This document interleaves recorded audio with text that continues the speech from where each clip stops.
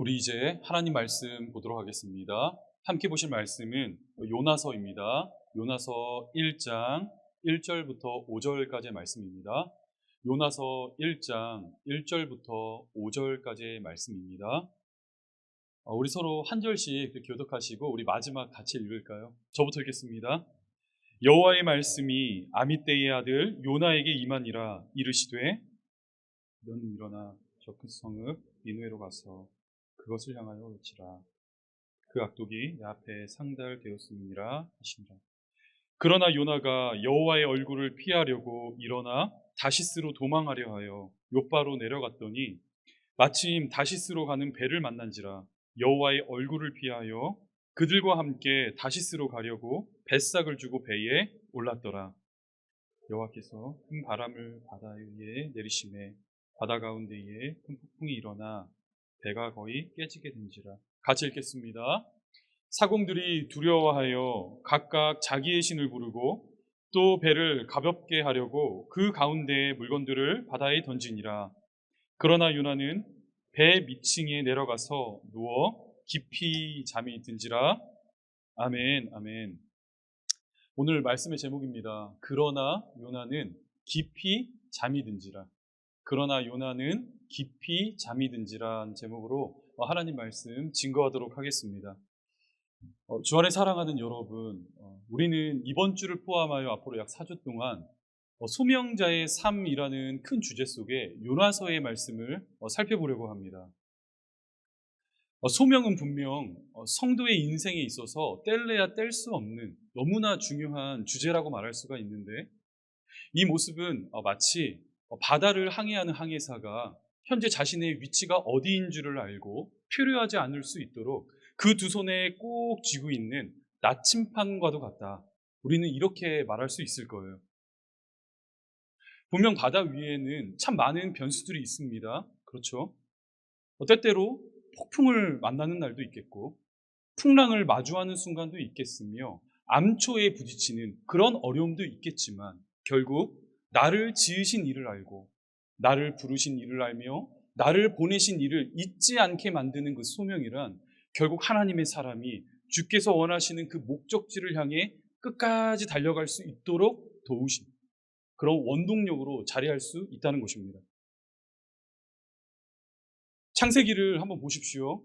하나님께서 7일 동안 천지창조 사역을 마치신 다음에 첫사람 아담과 하와에게 과연 무엇을 주고 계십니까? 소명을 주셨습니다. 창세기 2장 15절 여호와 하나님이 그 사람을 이끌어 에덴 동산에 두어 그것을 경작하며 지키게 하시고,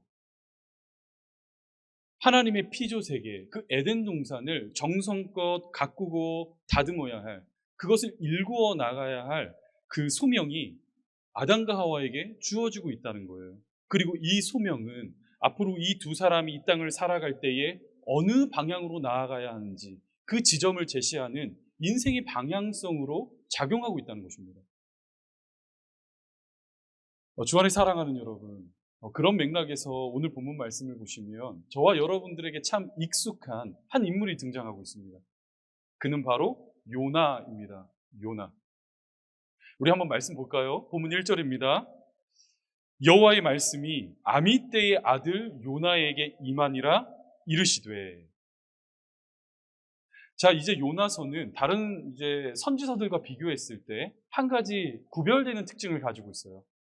그것은 바로 요나서 전체 그 어디에도요, 요나라는 인물에 관한, 그가 어떠한 삶을 살았고 어떠한 가정 형편에서 자랐으며 그 시대의 문화적, 시대적 특징이란 무엇인지 그 어떤 단서도 제공하고 있지 않다는 점입니다.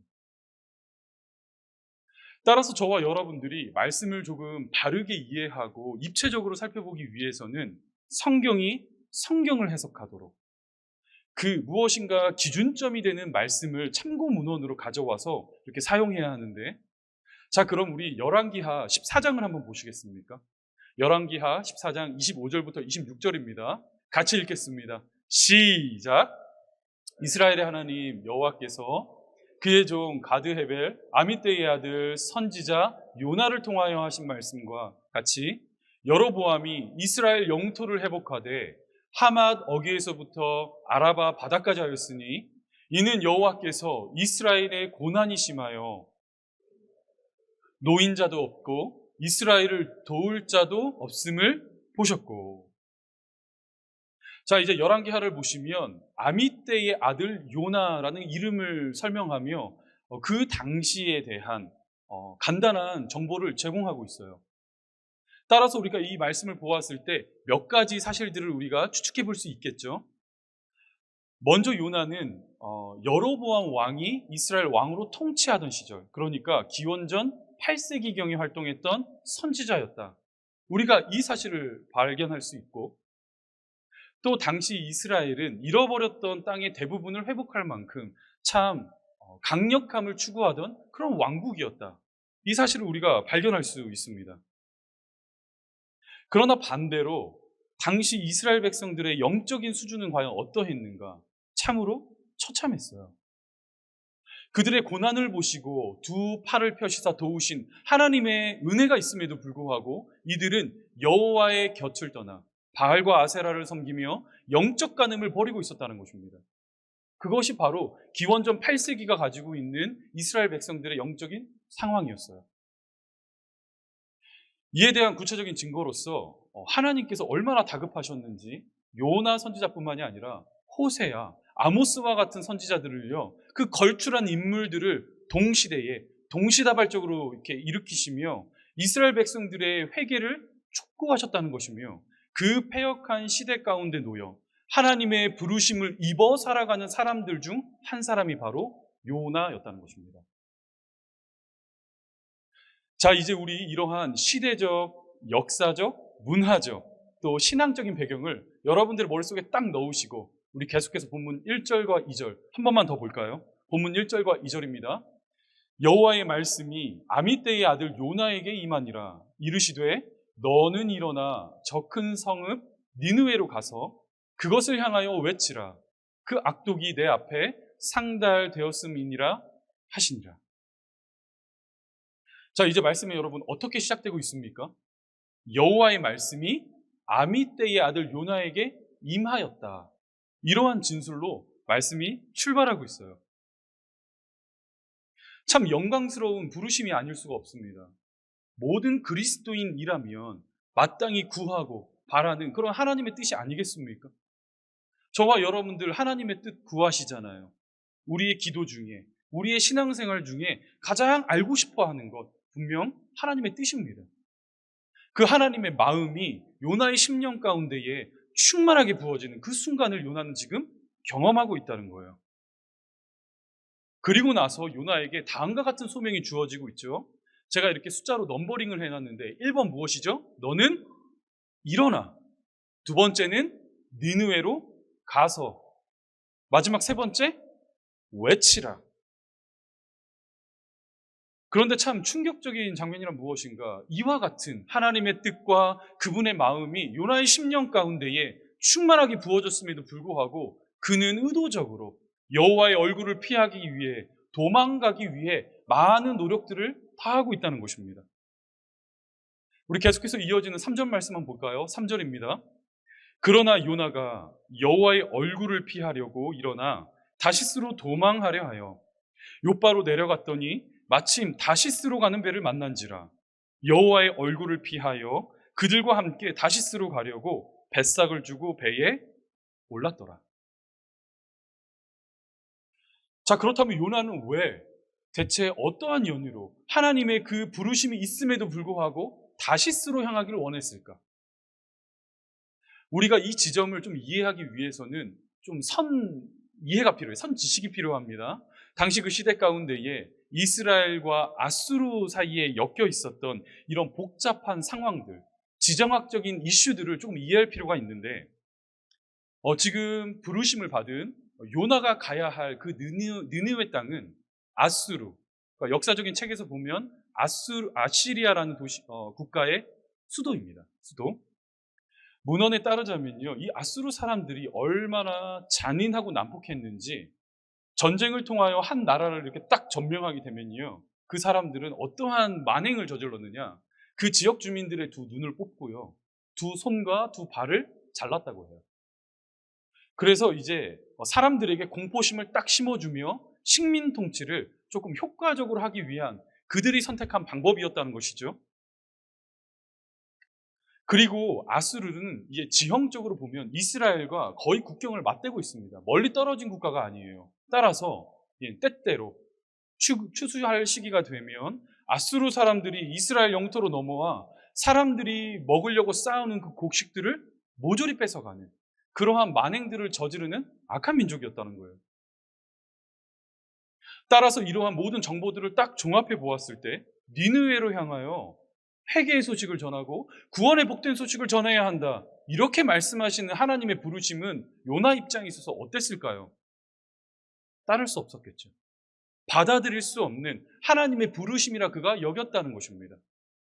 그렇기에 그는 안간힘을 쓰며 니느웨가 아닌 정반대편 땅의 끝이라고 알려진 다시스 스페인 쪽을 향하여 나아가기를 선택하고 있었다는 거예요. 그리고 말씀을 보시면 이 요나의 거절 의사가 얼마나 강력했는지 무려 2번이나 동일한 표현이 등장하고 있습니다. 여호와의 얼굴을 피하려고 이 동일한 표현이 3절 말씀 가운데 2번이나 반복되고 있어요. 쉽게 말하자면 이런 것이죠. 하나님, 당신이 뭐라고 한들 나는 죽어도 못 갑니다. 그리고 오늘 이 한글 성경에는 잘 이렇게 드러나고 있지 않지만 본문 3절에 제가 주황색으로 이렇게 하이라이트를 해놓은 부분이 있지 않습니까? 마침 다시스로 가는 배를 만난지라. 이 표현을요, 히브리어 원문으로 보시면 어떠한 의미가 되느냐? 그냥 욥바라는 항구에 있다가 다시스라는 지역으로 가기 위해 출발하려는 그런 배를 말하는 게 아니라 다시스로 가다가 어떠한 연유인지는 모르겠지만 그 뱃머리를 돌려 다시 욥바로 돌아온 회항을 한 배를 말하는 거예요. 당시 고대 사회에서 배는 분명 사람들에게 중요한 운송수단이었습니다. 그렇죠? 오늘날처럼 시시때때로 아무 때나 이렇게 만날 수 있는 그런 배가 아니라 당시 그 시대에는요, 한 달에 한두 번, 운이 좋아야 어쩌다 한번 마주할 수 있는 기회 중에 기회였다는 거예요. 그런데 이제 요나는 하나님의 부르심을 멀리하며 욥바로 내려갔습니다. 그리고 그곳에서 무엇을 만났다고요? 그것도 마침 다시스로 향해 가다가 출발을 이미 했어요. 배를 놓쳤습니다. 그런데 그 배가 뱃머리를 돌려 돌아왔다는 거예요. 그 배를 만났다는 것이죠. 그리고 성경은 지금 현재 펼쳐지고 있는 이 모든 상황들을 딱 한 문장으로 압축하며 이렇게 설명하고 있는 거예요. 마침 다시스로 가는 배를 요나가 만난지라. 자, 우리가 이제 한번 입장을 바꿔서 생각해 볼까요? 저와 여러분들이 요나의 입장이라고 한번 생각해 봅시다. 그러면 우리는 본능적으로 어떤 생각을 하게 될까요? 여러분 어떤 생각을 하게 될까요? 여러분들이 요나예요. 욥바로 내려갔습니다. 내 뜻을 펼쳐보이고 싶어요. 그런데 딱 눈앞에 회항한 한 배가 보여요. 그리고 그 배에 탑승할 수 있는 기회를 얻게 되었습니다. 아마 이런 생각하지 않겠습니까? 그래, 나는 운이 참 좋다. 하늘이 나를 돕는구나. 내가 무슨 일을 해도 다 이루어지는구나. 아니 어쩌면 니느웨로 향하는 것이 아니라 욥바로 향하는 것, 그것이 바로 하나님께서 나를 향한 그분의 뜻이 아닐까? 여러분 이런 생각하지 않았겠습니까? 이처럼 눈앞에 보여지고 펼쳐지는 어떠한 현상과 상황, 우리가 그토록 말하는 그 타이밍을 하나님의 뜻이라 여기는 그런 많은 오류를 범할 때가 저와 여러분들에게 있다는 거예요. 사랑하는 여러분, 그러나 기억하셔야 합니다. 저와 여러분들이 하나님의 소명을 말할 때, 하나님의 뜻을 우리가 구할 때 눈앞에 펼쳐질 어떠한 상황과 환경이 아닙니다. 이 세상이 말하는 절호의 타이밍이 저와 여러분들의 소명과 하나님의 뜻을 말하고 있지 않아요. 무엇이 우리들의 소명이 됩니까? 무엇이 여러분들이 구하는 하나님의 뜻이 됩니까? 성도들을 불꽃과 같은 눈동자로 바라보고 계시는 하나님 아버지의 시선, 그분의 눈, 성경의 평가라는 거예요. 자, 그럼 우리 말씀 한번 확인해 볼까요? 과연 성경이 요나를 어떻게 평가하고 있는지 한번 보실까요? 지금 2절과 3절을 말씀이 대조하고 있죠. 한번 여러분 눈으로 찬찬히 보세요. 제가 알기 쉽게 이렇게 딱 하이라이트를 해놨잖아요. 비교가 돼요. 대조가 되고 있죠. 하나님께서 주신 소명 이쪽 파트가 바로 2절이고요. 요나의 반응이 3절입니다. 자, 2절을 보시면 분명 요나에게 주어진 하나님의 뜻은 무엇입니까? 너는 일어나 니느웨로 가서 외치라. 이것이 바로 하나님께서 요나를 향한 부르심이었어요. 그런데 3절에 요나 어떻게 반응하고 있죠?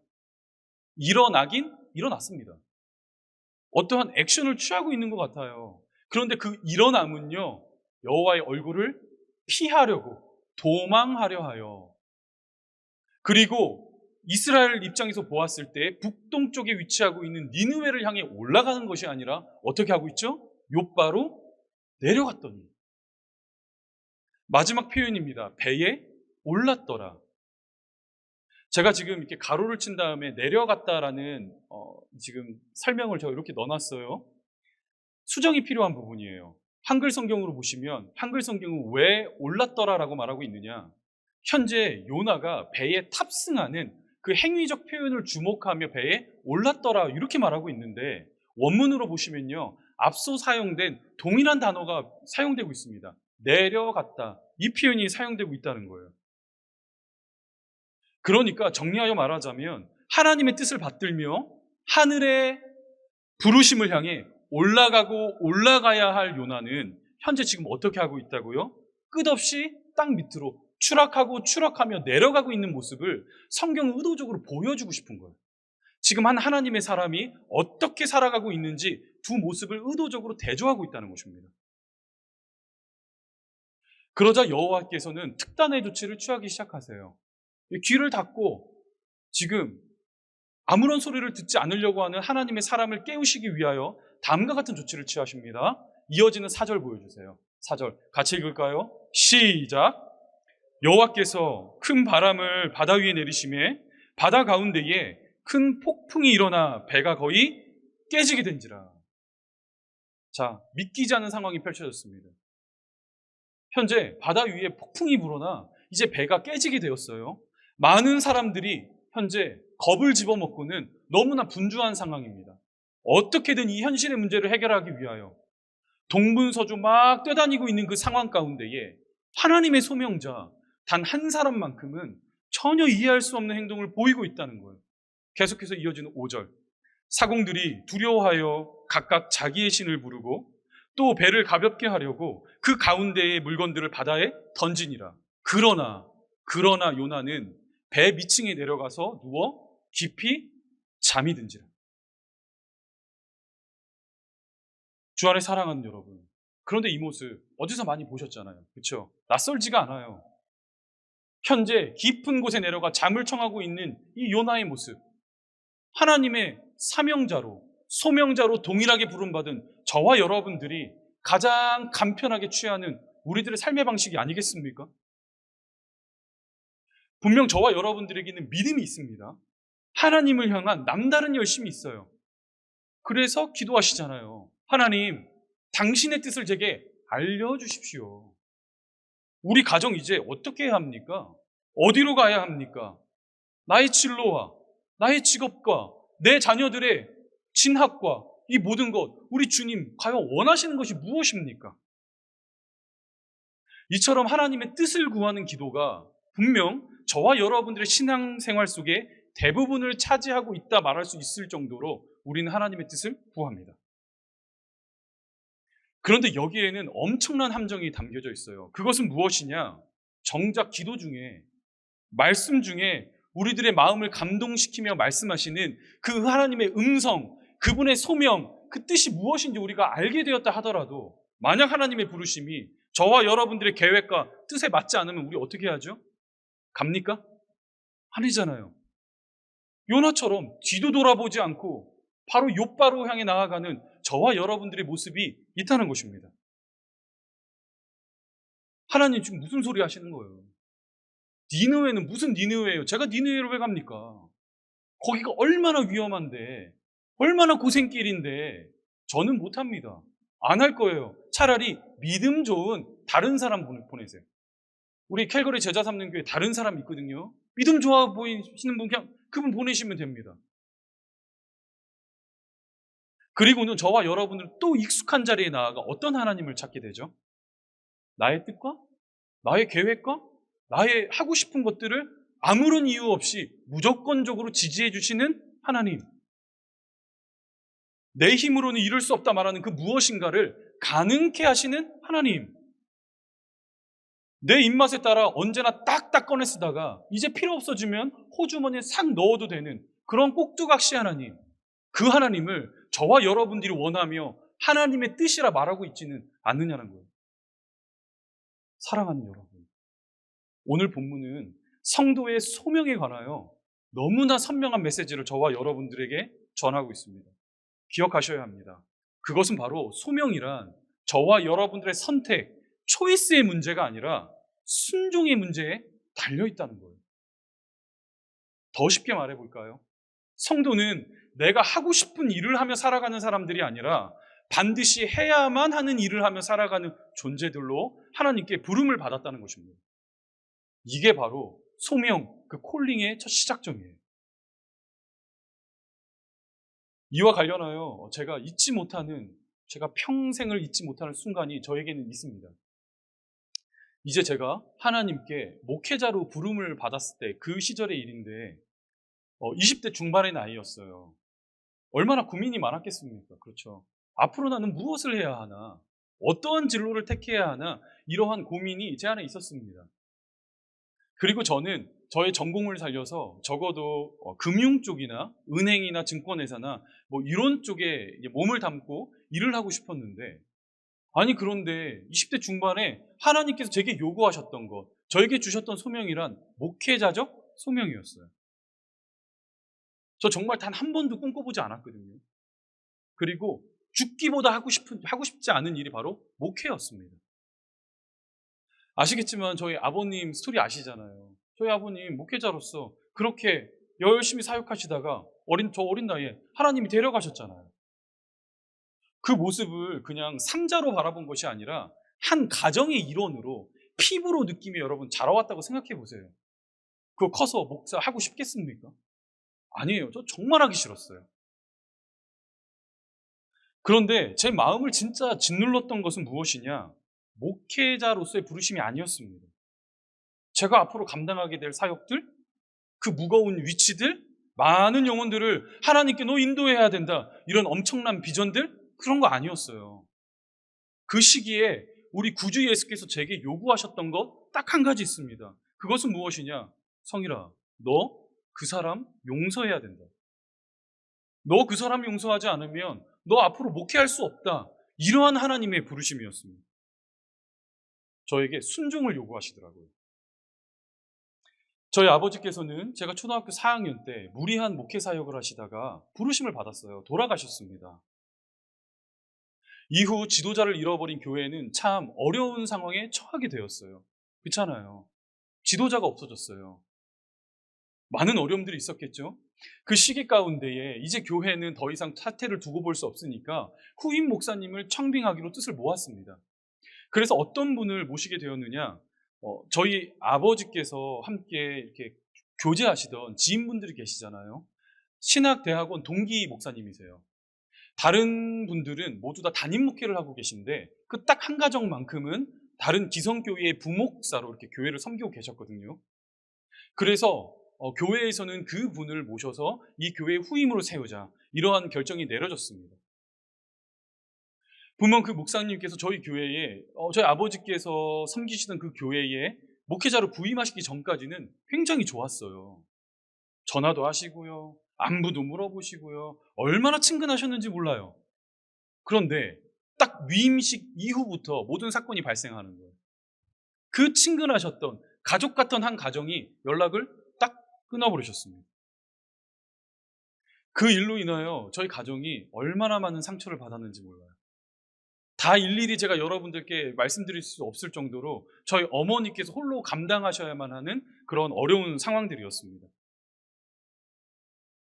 당시에는 어렸기 때문에 제가 이게 잘 모르잖아요. 그 초등학교 4, 5학년짜리가 뭘 알겠습니까? 잘 몰랐는데 이제 나이를 한 살 한 살 조금 먹고 보니, 그리고 그 상황을 바라다 보니 이제 이해가 조금 가더라고요. 얼마나 그 가정이 저희 가정에게 무례하셨는지, 얼마나 말도 안 되는 행동을 하셨는지 제가 모든 것을 알게 됐습니다. 참 미웠어요. 그 가장을 잃어버려 뿔뿔이 흩어진 저희 가정. 저와 누나는 할머니 손에 밑에서 대전에서 자랐고, 저희 어머니는 이제 자식을 먹여 살려야 하기 때문에 대구로, 지방으로 그렇게 나가서 일을 하셨거든요. 온 가족이 뿔뿔이 흩어져서 산 거예요. 그런 어려움을 겪고 있는데 단 한 통의 전화도 없었습니다. 그리고는 훗날 제가 듣게 된 소식에 의하자면 그 부임하신 목사님 가정에 저와 동갑내기 친구가 있어요. 남자아이, 저는 동갑내기거든요. 근데 그 아이가 결국 미국으로 유학을 갔더라. 이러한 이야기를 제가 딱 들었습니다. 얼마나 분했는지 몰라요. 그냥 어떠한 감정이냐면요, 그냥 제 건데 뭔가를 그냥 뺏긴 듯한 느낌? 그런 상실감, 분노, 이것이 제 마음 가운데 막 쏟아지며, 그래서 제가 그 청년의 시기를 보낼 때, 그 사춘기를 보낼 때 대전 바닥을 그 밤거리를 친구들과 제가 쏘다니며 어떠한 말들을 습관적으로 했느냐. 그 목사, 내 눈에 한번 띄워봐. 오늘 길거리 갈 때 나 한번 만나봐. 내가 가만 안 둔다. 좋은 꼴 못 본다. 제가 이런 말들을 막 뱉으며 살았습니다. 그런 가슴 아픈 현실과 그런 상처들이 제 마음 가운데 있는데 저에게 소명을 주시며 지금 무엇을 요구하고 계셨다고요? 우리 주님께서 뭐 요구하셨다고요? 너, 그 사람 용서해야 한다. 제가 얼마나 버텼는지 몰라요. 제가 정말 버틸 만큼 버텼습니다. 하나님, 뭐 그 말도 안 되는 소리 하십니까? 저 목사 안 해요, 그러면. 그거 안 해도 돼요. 제가 그 사람을 왜 용서합니까? 누가 피해자인데? 저와 저희 어머니, 우리 가정이 피해자 아닙니까? 이렇게 주장하며 여호와의 얼굴을 피하기 위해 다시스로 향하려던 그 안타까운 발걸음들이 제 지난 20대 시절 가운데 놓여져 있어요. 그리고 그 후 제가 그 과정 가운데, 그 마음에 그 씨름을 벌이는 과정 가운데 하나님의 말씀을 묵상하고 상고할 때에 우리 구주께서 제게 깨닫게 하신 것 한 가지 있었습니다. 그것은 바로 성경 그 어디를 둘러봐도, 그 어떤 신앙인들의 삶을 들여다보아도 우리 신앙의 선배님들께서 하셨던 노력이란 나를 향한 하나님의 뜻, 그 언젠간 먼 미래 가운데 펼쳐질 미지의 세계 가운데 놓여져 있는 그 어느 한 순간이 아니라 오늘 나에게 주어진 그 현실 속에서 하나님 아버지의 마음을 헤아리며 주신 아버지의 뜻대로 살아가기 위한 몸부림이 전부였다는 거예요. 그들이 기도할 때에 하나님 뜻을 보여주십시오. 알려주십시오. 제가 나아가야 할 방향성을 제시해 주십시오. 그 노력이 아니라 오늘 내가 발딛고 있는 이 현실 가운데 주어진 아버지의 뜻, 그 뜻 한번 이루어내려고 몸부림쳤던 우리 신앙의 선배님들의 모습을 성경 속에 발견할 수 있다고요. 진짜 정말 그런 것 같아요. 너 이 다음에 커서 훌륭한 사람 되어야 한다. 엄청난 목회해야 된다. 많은 사람들을 주의 품으로 인도해야 된다. 이런 거대한 담론이 아니라 성일아, 지금 네 마음에 품고 있는 그 한 사람, 너 그 한 사람 용서해야 한다. 거대한 니느웨가 아니라 저 한 사람이라는 이성의 그 소명자를 향한 하나님의 부르심이었더라고요. 당시 제게 주셨던 말씀입니다. 마태복음 22장입니다. 제가 읽을게요.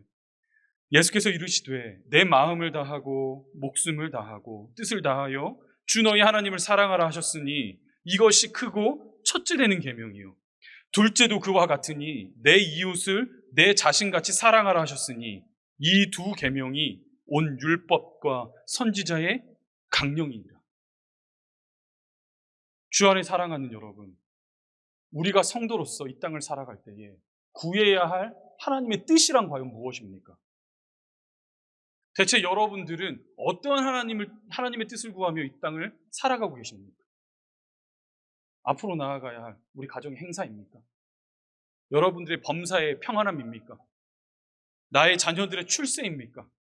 직업과 진로의 문제입니까? 결혼의 현실입니까? 아니죠. 우리가 구해야 할 것은 그런 뜻이 아니에요. 성도가 마땅히 구하며 살아가야 하나님의 뜻이란 멀리 있지 않습니다. 오늘 이곳에 있습니다. 나는 절대 할 수 없다 말하는 그거, 나는 납득할 수 없다 말하는 그거, 저에게 있어는 내 이웃을 내 몸처럼 사랑하는 것. 이것이 바로 성도로 부름받은 저 한 사람에게 주어진 소명의 시작점일 뿐만이 아니라 어쩌면 이 자리에 함께한 우리 사랑하는 예배자들에게 주시는 그 소명의 첫 시작점이 될 수 있다는 이야기예요. 주 안에 사랑하는 여러분, 저는 이 자리에 함께한 우리 캘거리 제자 삼는 교회 모든 식구들에게 하나님의 마음을 담아 이렇게 권면하고 싶습니다. 저는 우리 캘거리 제자 삼는 모든 성도들의 삶 가운데에 하나님의 뜻을 알고 그분의 부르심을 분별하며 살아가는 그런 아름다운 성도들이 이 자리 가운데 마구 일어나기를 원해요. 아무런 목적 없이 살아감이 아니라 내가 어느 곳으로 향해 나아가는지를 분명하게 깨닫게 만드는, 넘어지는 일도 있고 좌절하는 일도 있고 눈물 나는 순간도 있고 무릎팍이 까지는 순간도 있겠죠. 그런데 그 성도를 일으켜 세워 분명한 목적지를 향하게 하는 그 소명이라는 그 원동력이 우리 성도들의 삶 가운데 자리하기를 원합니다. 하지만 여러분, 이보다 더 중요한 것 있어요. 그것은 바로 하나님의 소명이 저와 여러분들의 인생 가운데 주어졌을 때, 그 콜링이 있을 때 설령 내가 원하던 것이 아니라고 할지라도, 내가 그렸고 계획한 모습이 아니라 할지라도 믿음을 사용하는 것이죠. 그때 성도가 믿음을 사용하는 것이죠. 편안할 때에, 안락할 때에, 등 따실 때에, 그때 우리가 믿음을 논하는 것이 아니라 성도의 믿음은 하나님의 부르심을 보았을 때, 그 부르심이 우리들의 삶 가운데 임했을 때에 내가 원하지 않아도, 마음에 내키지 않아도 사용하는 것이죠. 믿음을 사용하여 나아가겠다 말하는 그 결단, 그 한 걸음.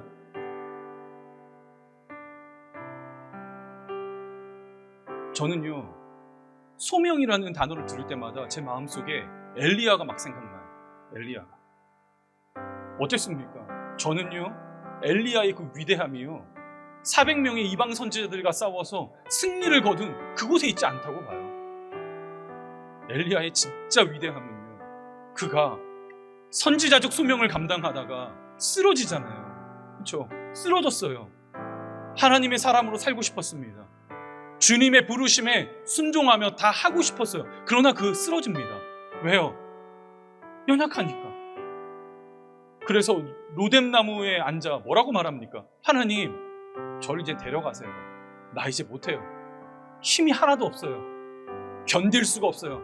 그럴 거면 차라리 저 데려가세요. 그렇게 말하잖아요, 엘리야가. 그때 우리 구주 예수께서 어떻게 하십니까? 그 하나님의 소명자를 모른 척 내버려 두십니까? 너 그만 됐다, 너 그만해라, 이렇게 말씀하십니까? 아니셨잖아요. 먹이셨고 입히셨고 그 입술을 적셔주셨잖아요. 우리들의 육신을 감검케 함으로 결국 어떠한 놀라운 역사를 허락하셨습니까? 그가 그 쓰러졌던 곳에서 벌떡 일어나 40주야를 하나님의 산을 향하여, 그 부르심의 산을 향하여 달려갑니다. 달려가요. 저는 이러한 엘리야가 부러워요. 저도 그렇게 살고 싶어요. 그냥 잠시 잠깐 화려했다가 화려하게 불타올랐다가 사라지는 자가 아니라 끝까지 낙심하고 주저하는 순간 가운데서도 우리 하나님 소망하며 그 하나님께서 주시는 능력을 공급받아 다시 일어나 40주야를 쉬지 않고 달려나가는 그 엘리야의 소명, 하나님의 이루심, 그 자리에 서 있기를 원해요. 사랑하는 여러분, 마찬가지입니다. 우리 모두가 그러한 동일한 사명의 자리로 부름받았습니다. 이 시간 간절히 소망하기는 우리 사랑하는 캘거리 제자 삼는 교회 모든 권속들의 그 심령 가운데에 오늘 지금 여러분들의 마음속에 주시는 그 부르심, 그 뜻을 이루기 위하여 먼 미래를 내다보고 숫자 노름을 하며 확률을 계산하며 선택의 자리에 나아가는 것이 아니라 순종의 자리에 믿음을 사용하여 나아가시는 우리 모든 권속들 될 수 있기를 주님의 이름으로 간절히 축복합니다. 우리 함께 기도하겠습니다. 우리 이 시간 기도하실 때에 오늘 주신 말씀을 묵상하며 하나님, 깊은 잠에 들어버린 우리 성도들이 있다면 주님 알게 하여 주옵소서, 일어나게 하여 주옵소서, 깨닫게 하여 주옵소서. 그리하여 성도로 부르신 우리들이 달려가야 그 길, 그 바른 목적지를 향해 제시하는 그 소명을 힘껏 붙들며 살아계신 하나님을 기억하고 나를 보내신 하나님을 기억하며 나를 부르신 그 주님을 위하여 달려나가는 우리 모든 바른 소명자들 다 되게 하여 주옵소서. 우리 시간 이 기도 제목을 가지고 함께 기도의 자리에 나아가도록 하겠습니다. 기도하시겠습니다. 살아계신 하나님, 오늘도 거룩한 주일을 허락하시어 요나서의 말씀을 통하여 소명에 관해 주님의 음성을 듣게 하심에 감사합니다. 다함 없으신 하나님의 사랑만큼 성도들에게 주어진 그 소명도 끝이 없음을 이 시간 고백합니다. 하나님, 우리 성도들 그 자가 연소한 자든지 연로한 자든지 모두가 하나님의 비전을 먹고 달려가야 할 이 시대의 일꾼들이 오니 하나님, 그 소명자들의 심령 가운데에 우리가 바라보는 그 예수가 선택의 문제가 아니라 순종의 문제임을 직시하게 하여 주옵소서. 그리하여 오늘 지금 여기에서 우리 성도들을 부르시는 그 주님의 부르심에 믿음으로 순종함으로 올라가겠다, 니느웨를 향하여 나아가겠다, 그렇게 결단하는 우리 많은 믿음의 사람들, 이 주님의 기관을 통하여 길러지게 하여 주옵소서. 우리를 그렇게 살게 하실 하나님의 은혜를 기대하옵고 이 모든 말씀 살아계신 예수님의 이름으로 기도합나이다. 아멘.